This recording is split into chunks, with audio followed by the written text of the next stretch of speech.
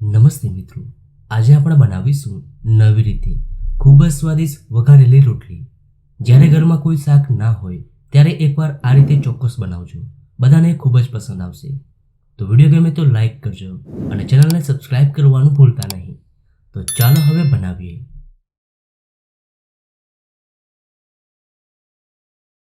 પેનમાં ઉમેરીશું 2 table spoon તેલ. હવે તેલ ગરમ થાય એટલે તેમાં ઉમેરીશું અડધો ટીસ્પૂન રાઈ. હવે રાઈ ફૂટવા લાગે એટલે તેમાં ઉમેરીશું અડધો ટીસ્પૂન જીરું, 1 તમાલપત્ર, 3 લવંગ અને 1 ઇંચ તજ ઉમેરી મસાલાને અડધી મિનિટ સાતળી લઈએ. હવે તેમાં ઉમેરીશું 2 ઝીણી સમારેલી ડુંગળી અને હવે ડુંગળીને હલકી ગોલ્ડન બ્રાઉન થાય ત્યાં સુધી સાતળી લઈએ.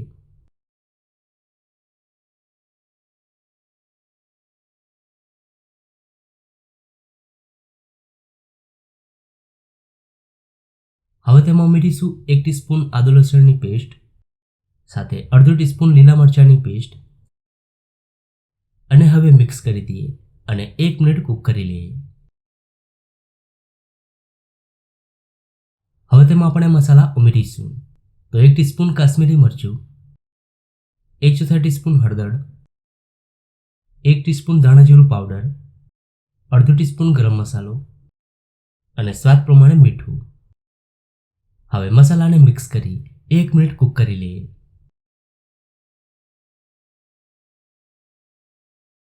હવે તેમાં ઉમેરીશું 2 કપ છાશ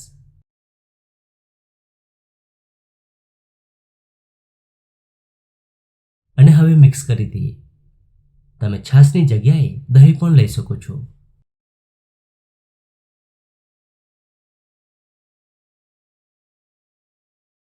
હવે તેમાં રોટલી ઉમેરી દઈએ.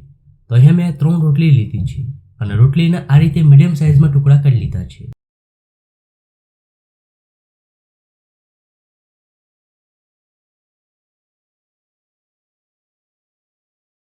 હવે લાસ્ટમાં 1 પાપડનો ભૂક્કો ઉમેરી દઈએ.